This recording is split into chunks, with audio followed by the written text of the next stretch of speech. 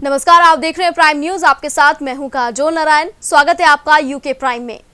उत्तराखंड में अनलॉक के बीच काशीपुर को दोबारा से लॉकडाउन किया गया। वहीं मुख्यमंत्री त्रिवेंद्र सिंह रावत का कहना है कि उधम सिंह नगर जिले का काशीपुर क्षेत्र में 50 से ज्यादा कोरोना के एक्टिव केसेस हैं।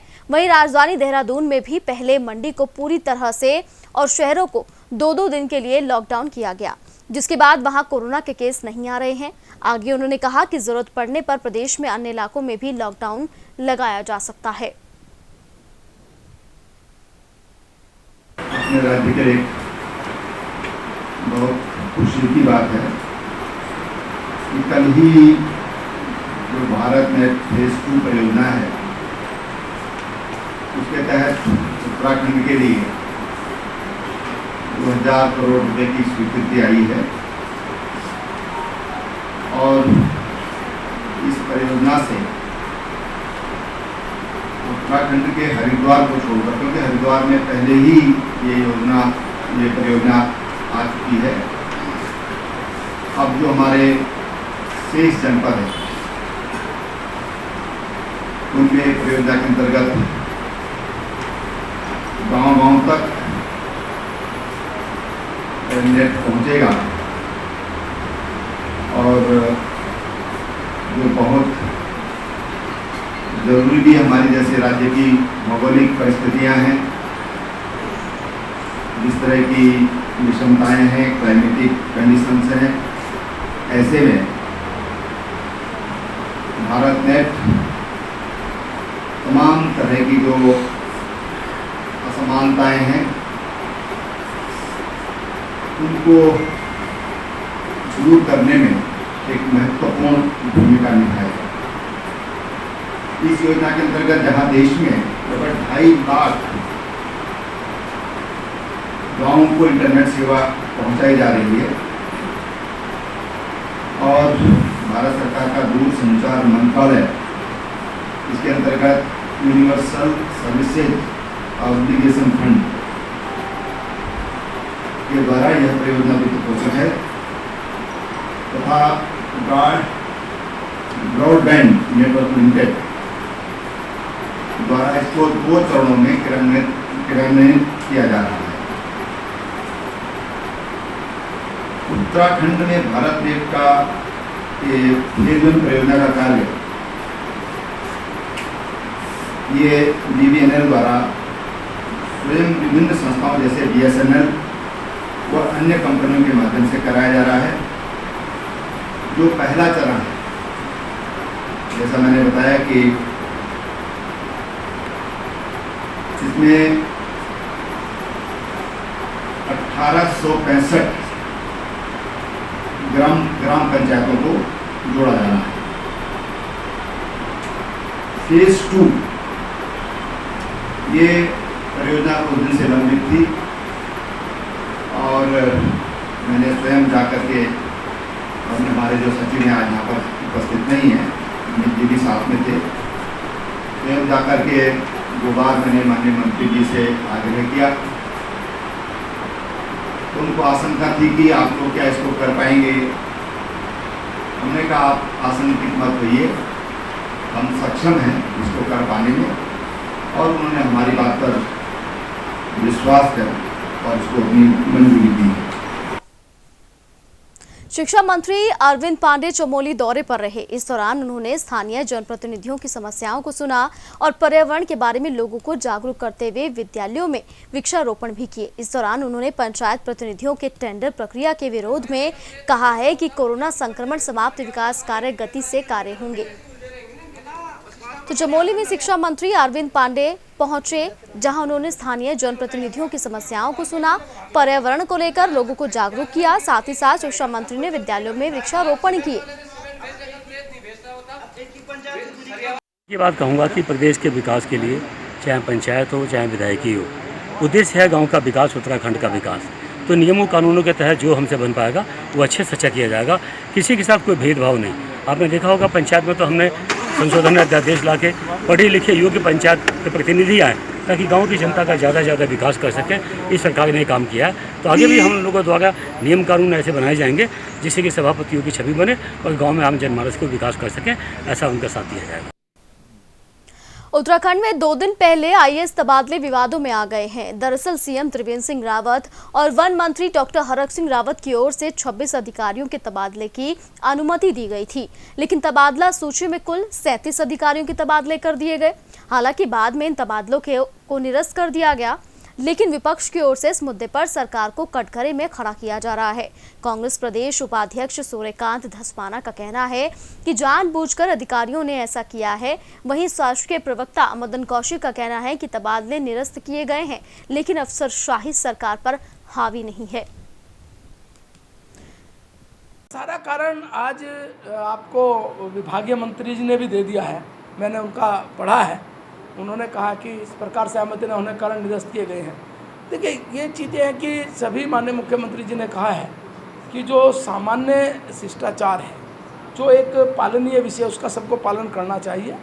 और निश्चित रूप से मानकर चलिए, राज्य में हमारी सरकार आने के बाद हमने इस सारे विषय में आम लोगों से जोड़ने का काम किया। ब्यूरोक्रेट्स हावी है, ऐसा सवाल ही नहीं उठता। इसमें सरकार हावी है और सरकार ही काम कर रही है। त्रुटि नहीं है भाई, ये जानबूझ करके किया जाता है। चुने हुए जनप्रतिनिधियों को, मंत्रियों को उनकी हैसियत बताने के लिए अधिकारी जानबूझ के करते हैं, और वो इसलिए करते हैं कि इस राज्य में सरकार की हैसियत और हिम्मत ही नहीं है कि वो किसी अधिकारी के खिलाफ कार्रवाई कर दे। आपने अमनमणि वाला का मामला देखा, आपने NH 74 वाला मामला देखा, आप ये ट्रांसफ़र वाला मामला देख रहे हैं। कैसे संभव है कि 26 का ट्रांसफ़र में नाम है और आपने 37 ट्रांसफ़र कर दिए? कैसे पॉसिबल है?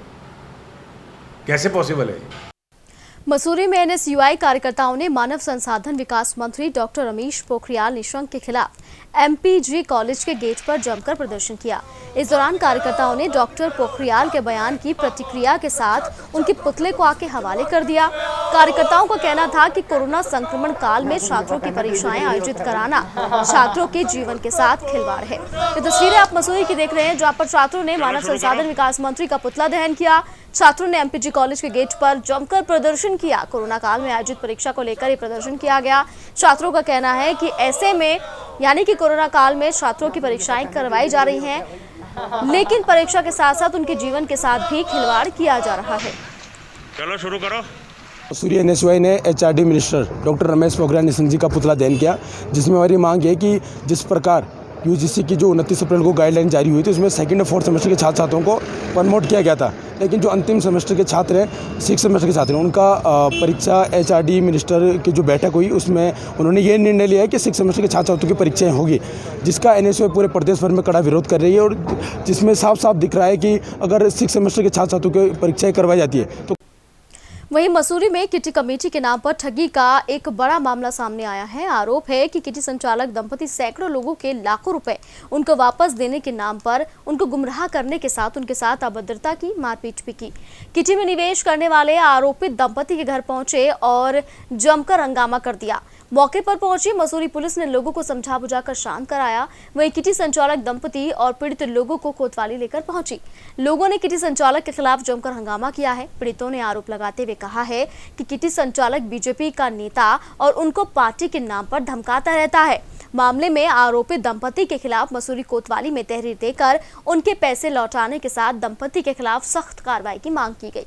मसूरी का ये पूरा मामला, जहां पर किटी कमेटी के नाम पर लाखों की ठगी की गई है। सैकड़ों लोगों ने किटी जो संचालक थे उनके घर पर हंगामा किया है। आरोपी संचालक पीड़ितों को धमका रहा था, धमकी दे रहा था, जिसके बाद सैकड़ों की संख्या में लोग इकट्ठा हो गए और आरोपी के खिलाफ मामला दर्ज करवाने की लगातार मांग करते रहे। दिन पहले मेरे भाइयों से और मेरे से वादा किया गया था कि तुम्हारे हम 5 लाख रुपए हैं दे देंगे। 4 लाख का एग्रीमेंट है और मतलब 1 लाख मेरा वैसा है, ठीक है ना, जो उधार ले रखा है। मैंने कहा ठीक है आज दे देना। आज मैं जा ही रही थी तो दोनों हस्बैंड वाइफ मुझे घंटा घर पर मिल गए। मैंने इनको रोका, मैंने कहा भैया आज का वादा था, मैं फोन कर रही हूँ, आप उठा नहीं रहे हो। तो उस पर ये उतरे और धर्मपाल ने मेरे से बदतमीजी की है, मुझे गाली गलौज की है, मेरा दुपट्टा खींचा है, ठीक है। और उसके बाद सुमन पवार ने मुझे धक्का दिया और दोनों स्कूटर पे बैठ के प्रीति के घर में दुकान में चले गए। भी एक किट्टी वाली है जो किट्टी चलाती है, उसके पास भी लोगों का पैसा है। ये दोनों मिली हुई है और दोनों की मिली भगत है। उसने इसको दुकान में घुसा लिया और मैं दुकान के बाहर खड़ी रही। तब मैंने अपनी एक पड़ोसन को फोन करके बोला मेरे कहने से वो बाहर नहीं आ रही है, तुम बुलाओ। इनके पास जाते हैं, ये मारपीट करते हैं, पैसे देने का नाम लेते नहीं है। और हर बार एग्रीमेंट कर देते हैं, चेक दे देते हैं, जो बाउंड भी हो जाता है लोगों को चेक, उसके बाद भी ये आके बात करते हैं, बैठते हैं, बोलते हैं आज देंगे पैसे, कल देंगे, और जो कोई इनके पास जाता है उसके साथ मारपीट करते हैं। तो क्या मानते हैं, अब तो दिक्कतें बढ़ गई है, आप लोगों ने दिक्कतें बहुत ज़्यादा बढ़ गई हैं, स्थिति बहुत ज़्यादा बढ़ गई है। ये लोग हम लोगों को दबाने के लिए बहुत राजनीतिक लोगों का नाम लेते हैं, उनको दबाव में लाते हैं कि हम उनको ले आएंगे, तुम्हारे साथ ये करा देंगे, गणेश जोशी का नाम भी आप लोग ले रहे हैं। इन्होंने इनका नाम लिया है, इन्होंने पीछ बाजार में उनका नाम लिया है कि अभी यहाँ पे बुलाते हैं, आप थाने जाओ, अभी फोन कराते हैं, मामला खत्म कराते हैं, जो तुमसे कर सकते हो सब कुछ कर लो। मेरा वर्ष 2016 से सुमन पवार, वाइफ ऑफ धर्मपाल पवार, इन्होंने किट्टी का संचालन किया और उसमें बहुत ढेर सारी मसूरी की सारी लेडीज हैं उसमें इन्वॉल्व हैं और ये पूरे महीने उनसे पैसा लेते रहे और इन्होंने वादे किए कि जब 1 साल बाद इन लोगों का पैसा इकट्ठा हो जाएगा तो ये कुछ पैसे बढ़ाकर उसमें वापस दे देंगे, जिसमें कि मसूरी की महिलाएं फंस गई और उसके बाद ये 1 साल तक इन्होंने कंटिन्यू इस किट्टी को चलाया और ये पैसे लेते रहे और जब इन्होंने देखा कि पैसे वापस करने का समय आ गया है तो इन्होंने किट्टी संचालन बंद कर दिया अचानक से और जब भी कोई लेडी से इनके घर पे पैसे मांगने जाती रही तो शुरू में ये वादा करती रही कि आज नहीं तो कल ये पैसे दे देंगी। मिस्टर धर्मपाल हैं कुंडी के, तो उन्होंने जो है किट्टी का पैसा जमा किया है तो लोगों को नहीं देनी थी। दोनों पति पत्नी इस काम को करते थे, तो पहले हमारे द्वारा भी इनको समझाया गया है कि लोगों का पैसा दे दो, लेकिन ये जब भी लोग जाते हैं तो पैसे के लिए तो ये time to time date to date देते हैं, लेकिन उस डेट पे नहीं थे। तो आज काफ़ी महिलाएं आई थी, इस संबंध में इनसे एप्लीकेशन ले ली गई, जो भी विधिक कार्यवाही को वो की जा रही है। लॉकडाउन के बाद बड़ी संख्या में घर आए प्रवासियों के लिए अब सरकार युद्ध स्तर पर सरकारी योजनाओं का लाभ लेकर स्वरोजगार की ओर प्रेरित कर रही है। इसके लिए न्याय पंचायत स्तर पर कार्यशालाओं का आयोजन कर सरकारी योजनाओं की जानकारी दी जा रही है। कोविड-19 से हुए लॉकडाउन से अकेले रुद्रप्रयाग जनपद में 20,000 से ज्यादा प्रवासी घर आ गए हैं। ऐसे में इन लोगों के सामने रोजगार का संकट गहरा गया है। इसी को देखते हुए सरकारों ने भी बेहतर कार्य योजना तैयार की हुई है। युवा अधिक से अधिक सरकारी योजनाओं का लाभ लेकर इसके लिए जिला प्रशासन द्वारा न्याय पंचायत स्तर पर कार्यशालाओं का आयोजन कर रहे हैं, जिसमें प्रवासियों को विभिन्न सरकारी योजनाओं की जानकारी दी जा रही है ताकि प्रवासी सरकारी योजनाओं का लाभ लेकर आत्मनिर्भरता की ओर लगातार प्रयासरत रहें। यहाँ पे ग्रामीण विकास है, पंचायत राज विभाग है, कृषि विभाग है, पशुपालन है, मत्स्य है, डेयरी है, इम्प्लॉयमेंट ऑफिस वाले हैं, समाज कल्याण विभाग है, विभिन्न प्रकार के विभाग यहाँ पे आ रखे हैं और प्रत्येक विभाग अपने विभाग से संबंधित जानकारी यहाँ पे दे रहे हैं। जैसे हमारे विभाग से संबंधित ग्रामीण विकास से संबंधित, क्योंकि हमारे पास महात्मा गांधी राष्ट्रीय रोजगार गारंटी योजना एक त्वरित ऐसी योजना है कि जिसको हम त्वरित जो बेरोजगार युवा हो के आजकल प्रवासी लड़के घर में आ रखे हैं, उनको हमने त्वरित रोजगार के लिए बता दिया है कि एक परिवार में 100 दिन का रोजगार हम महात्मा गांधी राष्ट्रीय रोजगार गारंटी के अंतर्गत देते हैं। जनपद रुद्रप्रयाग में हमारी कुछ बहुत ही महत्वपूर्ण योजनाएं हैं, जैसे पर्वतीय तालाब निर्माण योजना। ये सबसे इसमें आप मानिए 50 वर्ग मीटर सबसे मिनिमम मानक है डिपार्टमेंट का, वो 50 वर्ग मीटर के तालाबों का निर्माण कार्य करवाया जाता है। उसमें जो अनुदान है वो 50% अनुदान हम लोग सीधे लाभार्थी के खाते में जाता है। और अब तो आप इतनी अच्छी अपॉर्चुनिटी है कि पिछले 2 वर्षों से मनरेगा से बाकी जिस किसान का जितना भी एक्स्ट्रा खर्चा आता है वो मनरेगा से वहन हो रहा है और धीरे धीरे वो क्योंकि उसको जॉब कार्ड अरेंज करने होते हैं और वो आसानी से आजकल गांव में काफ़ी प्रगति पे भी है जॉब कार्ड जो बना रहे हैं। तो काफ़ी लोगों ने जो ये कार्यशाला में जिन कार्यशालाओं में शामिल हुई हूँ, प्रत्येक कार्यशाला में कम से कम 10 से 12 लोगों ने आवेदन करा है। उन सभी का विभाग की तरफ से पहले सर्वे कार्य किया जाएगा। उनको रोजगार के संबंध में बताना चाहिए, वो रोजगार कुछ करें। बाहर से जो आए तो रोजगार, यहाँ रोजगार की बहुत संभावना है। खेती बाड़ी है, फल फ्रूट है, बगीचा है, सारी दुनिया भर के हिसाब हैं यहाँ। वो अगर वो ऐसा करेंगे तो रोजगार को सही उनको मिल जाएगा। डोईवाला के भानियावाला बाजार और क्षेत्र के लोगों को लंबे समय से बारिश के कारण इकट्ठा होने वाले पानी से अब निजात मिलने वाली है। स्थानीय सभासद हिमांशु राणा के प्रयास से लोक निर्माण विभाग ने बरसाती पानी की निकासी के लिए निर्माण कार्य शुरू कर दिया है। निर्माण होने से जहां क्षेत्र के लोग तो खुश हैं, वहीं डोईवाला के एसडीएम ने पीडब्ल्यूडी के अधिकारियों के साथ निर्माणाधीन जगह का निरीक्षण भी किया और अधिकारियों से जल्द इसे तैयार करने के निर्देश दिए हैं। आज इस मीटिंग में हमारे उप जिलाधिकारी श्री चौहान जी थे और अधिशासी वेंद्रा विपुल कुमार सैनी जी और तहसीलदार मैडम रेखा आर्य जी, सभासद भी थे और सभासद सदस्य और सभी व्यापारी लोग यहाँ इकट्ठा हुए और उनके सामने जो समस्या है कि उन्होंने कहा कि जो चौड़ीकरण है एक बार में ही पूरा चौड़ा ले, जैसे पीछे भी मार्ग का चौड़ीकरण हो रखा है, तो अब सेंटर से 50-50 फीट पे पुनः सर्वेक्षण कार्य किया जाएगा। तो कब तक काम होने की उम्मीद है? शुरू कब तक हो जाएगा? लगभग 15 दिन में हम इसको लग के और निपटाएंगे। तो फायदा मिलेगा, जाम से निजात मिलेगी? हाँ, जाम से, और ये हमेशा के लिए अस्थायी निस्तारण इसका हो जाएगा। ये पानी में बरसात का पानी इकट्ठा होता था, उससे राहत दिलाने के लिए क्या किया रहे हैं? पुलिया खुलवा दी गई है, पानी की निकासी हो गई है प्रॉपर, और ये पक्का अभी कराने के लिए कल से इसमें निर्माण कार्य शुरू हो जाएगा। बीजेपी के प्रदेश अध्यक्ष बंशीधर भगत ने रुद्रपुर स्थित ईएसआईसी अस्पताल का औचक निरीक्षण किया। इस दौरान अस्पताल में लोगों का इलाज न होने के चलते अधिकारियों की जमकर फटकार भी लगाई गई। निरीक्षण के दौरान उन्होंने अस्पताल में कई तरह की खामियां मिली, जिसके बाद उन्होंने अस्पताल में जरूरी उपकरणों को जल्द से जल्द खरीदने और अस्पताल से श्रमिकों को लाभ पहुंचाने के निर्देश दिए हैं। निरीक्षण के दौरान बीजेपी नेता सोशल डिस्टेंसिंग की धज्जियां उड़ाते हुए जरूर दिखाई दिए। ईएसआई हॉस्पिटल को देखने के लिए यहाँ के विधायक जी दोनों बैठे हैं, इन्होंने और गुप्ता जी ने और जिलाध्यक्ष जी ने कहा कि ये केवल एक सफ़ेद हाथी बन के रह गया है, इसको ज़रा एक बार देख लें। तो मैंने इसको आज देखा है, न तो यहाँ डिस्पेंसरी ढंग की है, न यहाँ पैथोलॉजी लैब ढंग की है, न डेंटल की कोई सामग्री है।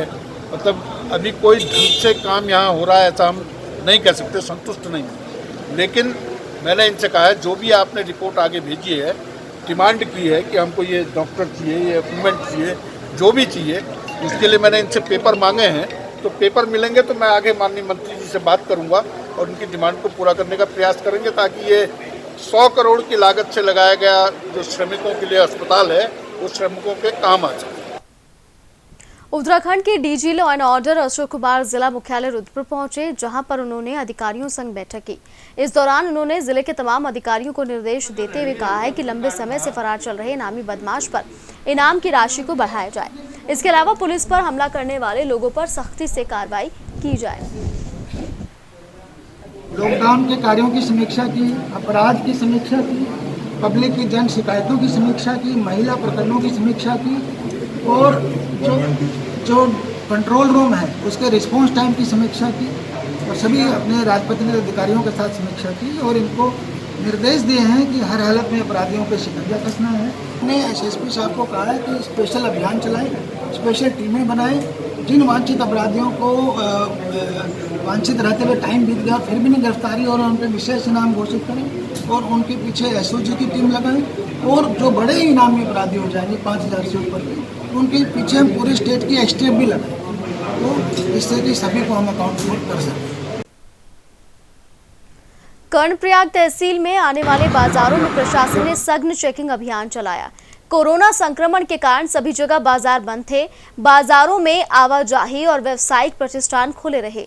सरकार द्वारा उनको खोलने के लिए नियम अनुसार दिशा निर्देश दिए गए थे। सोशल डिस्टेंसिंग के साथ मास्क पहनने की अनिवार्यता रखी गई थी। जो लोगों ने नियमों का पालन नहीं किया उसके लिए आर्थिक दंड और कानूनी कार्रवाई होनी है। इसके तहत कर्णप्रयाग में प्रशासन और पुलिस ने होटल्स और दुकानों का निरीक्षण किया और नियमों का पालन न करने वालों पर जुर्माना भी लगाया। कोविड-19 के संक्रमण को देखते हुए आज कर्णप्रयाग क्षेत्र में प्रशासन, पुलिस और नगर पालिका की टीम द्वारा संयुक्त अभियान चलाया जा रहा है और शासन द्वारा जो निर्देश प्राप्त हैं उसके अनुसार होटल, रेस्टोरेंट आदि का संचालन किया जा रहा है। ये भी सुनिश्चित किया गया है सभी होटलों में जहाँ पर ग्लव्स, मास्क, सैनिटाइजर की पर्याप्त व्यवस्था नहीं, उनका चालान किया जा रहा है और पब्लिक प्लेस में भी जो लोग बिना मास्क के घूम रहे हैं उनके ऊपर भी चालानी कार्रवाई की गई है।